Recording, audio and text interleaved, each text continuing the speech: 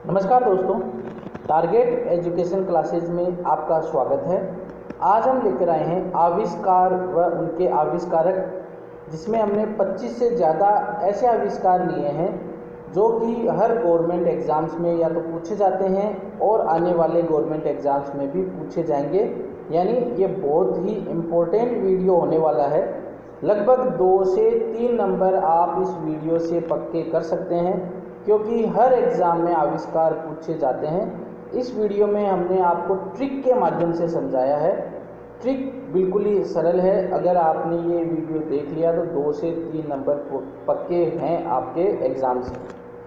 हमारा चैनल है target education classes. अगर आप उन बातों परिस्थितियों की वजह से चिंतित हो जाते हैं जो आपके नियंत्रण में नहीं है, तो उसका परिणाम समय की बर्बादी एवं भविष्य पछतावा है।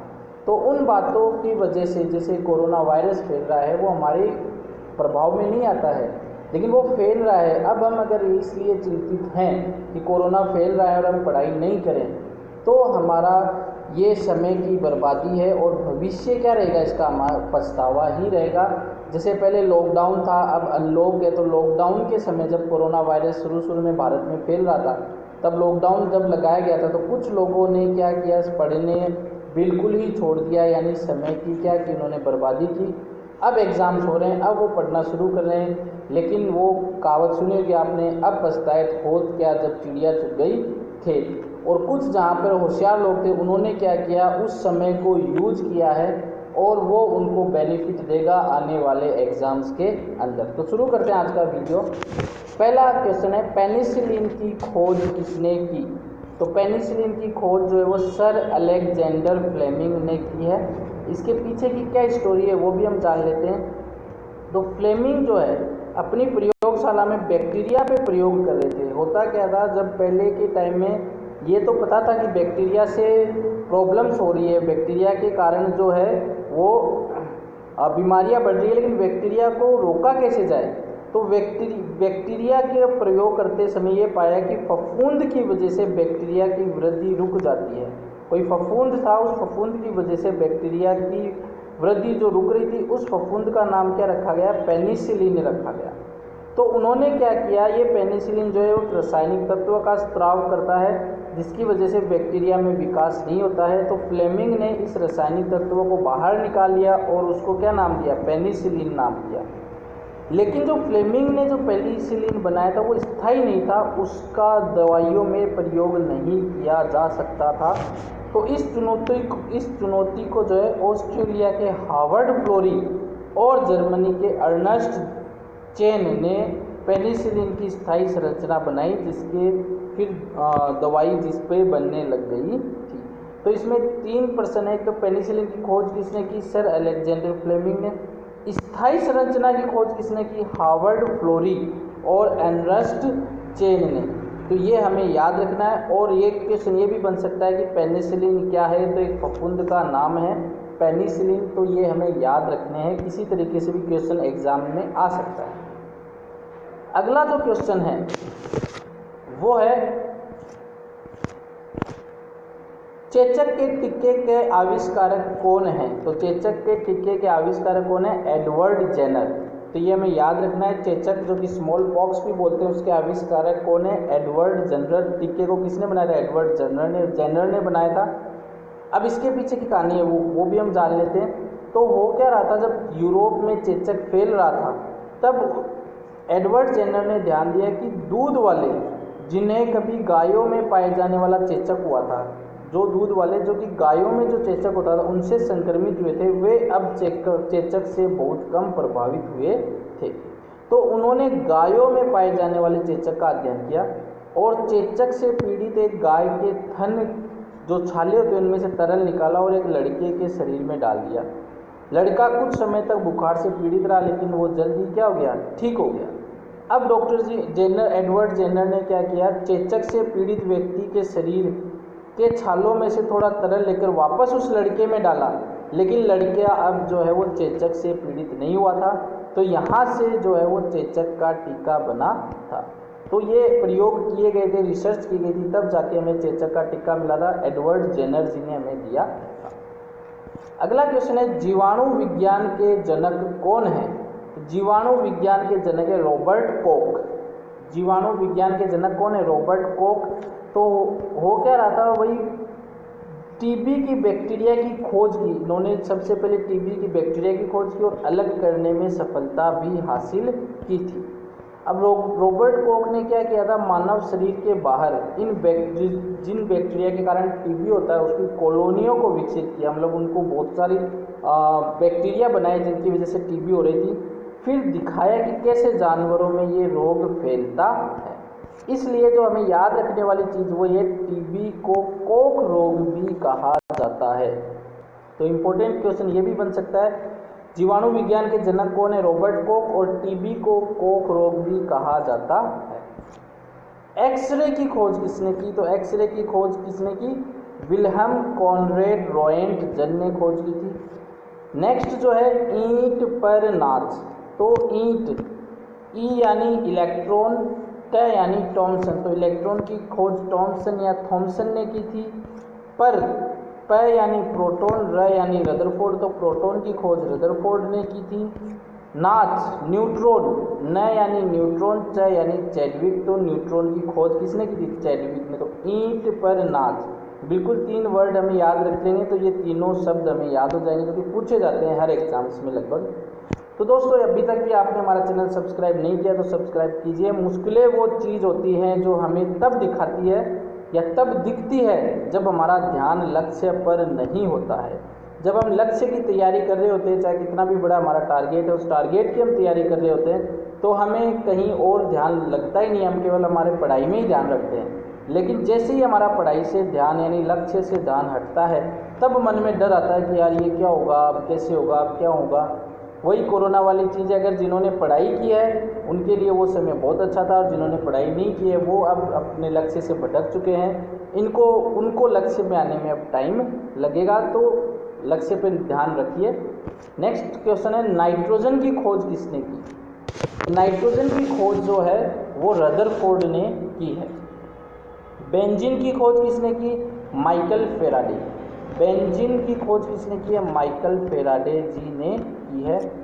टेलीस्कोप का आविष्कार तो बिल्कुल सरल है, गैलीलियो ने टेलीस्कोप का आविष्कार किया था। तो ये तो बचपन से हम पढ़ते हुए आ रहे हैं, तो ये तो याद होना चाहिए हमें। माइक्रोस्कोप का आविष्कार किसने किया? माइक्रोस्कोप का आविष्कार ल्यूवेन हॉक ने किया, और इनको माइक्रोबायोलॉजी का पिता भी कहा जाता है। तो ये दोनों चीज़ हमें याद रखनी है। माइक्रोस्कोप का आविष्कार ल्यूवेन हॉक ने किया, और माइक्रोबायोलॉजी का पिता किसको कहा जाता है? Leeuwenhoek. माइक्रोस्कोप और टेलीस्कोप में क्या अंतर होता है? माइक्रोस्कोप सूक्ष्म वस्तुओं को बड़ा करके दिखाता है, टेलीस्कोप दूर की वस्तुओं को बड़ा करके दिखाता है। शल्य क्रिया के बाद होने वाले संक्रमण से बचाने की महत्वपूर्ण खोज।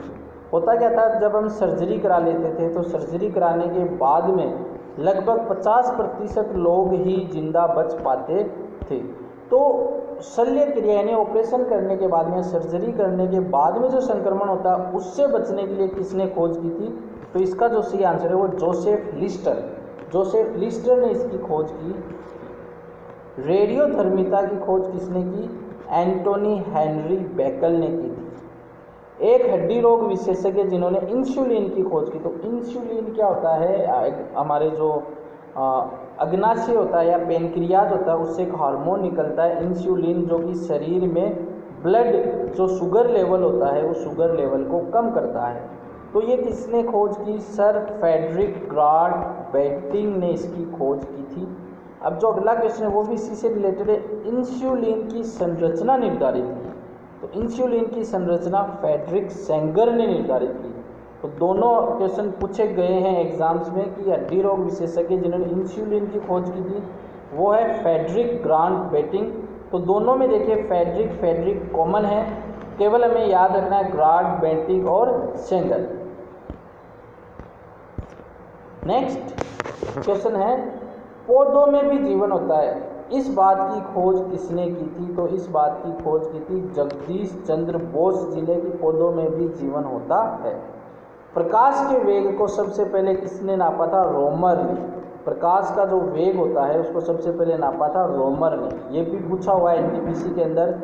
ऑक्सीजन की खोज किसने की थी? प्रिस्टले ने ऑक्सीजन की खोज की थी।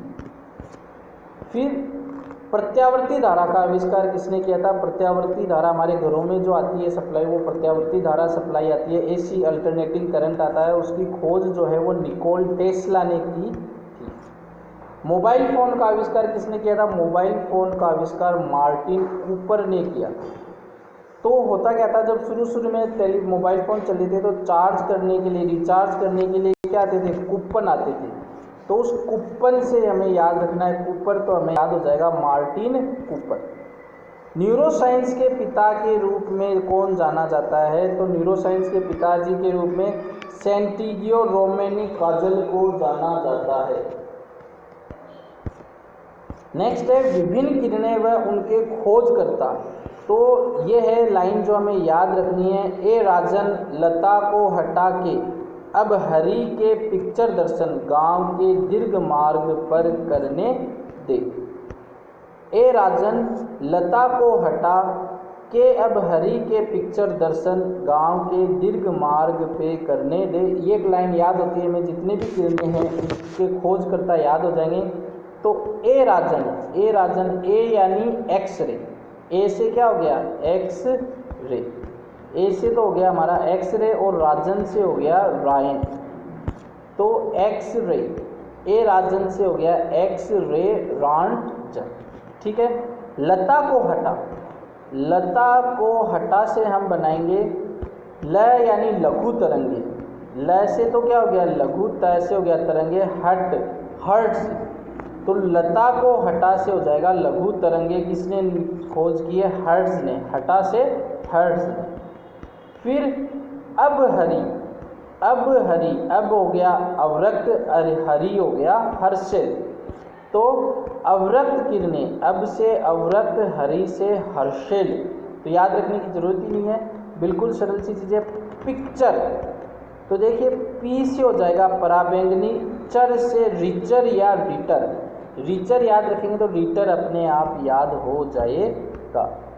दर्शन, तो दर्शन यानी कोई चीज़ हमें दिखाई दे रही है तो वो दृश्य, दृश्य हो गया दृश्य, और न से हो जाएगा न्यूटन। तो दृश्य किरणों की खोज किसने की थी? न्यूटन ने की थी। गांव, तो गा से हो जाएगा गामा और व से हो जाएगा वेकुरल या फिर बेकुरल।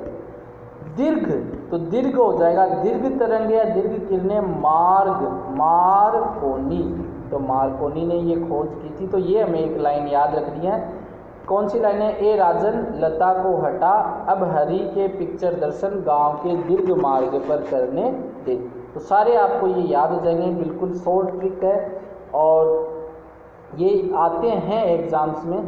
तो ये आज का हमारा वीडियो था। आपको कैसा लगा हमें कमेंट करके ज़रूर बताना। अच्छा लगा है तो लाइक कीजिएगा, सब्सक्राइब ज़रूर कीजिएगा। जो मंजिलों को पाने की चाहत रखते हैं वो समंदरों पर भी पत्थरों के पुल बना देते हैं। तो भगवान श्री राम जी ने भी जब मंजिल की चाह रखी थी तो वहाँ पर भी समंदरों पर पुल बनाए गए थे। तो हमें भी इसी तरीके की मेहनत करनी है और जज्बे को कायम रखना है। एग्ज़ाम्स डेट आ रही हैं, तैयारी कीजिए, सिलेक्शन आपका पक्का होगा। इसी के साथ धन्यवाद।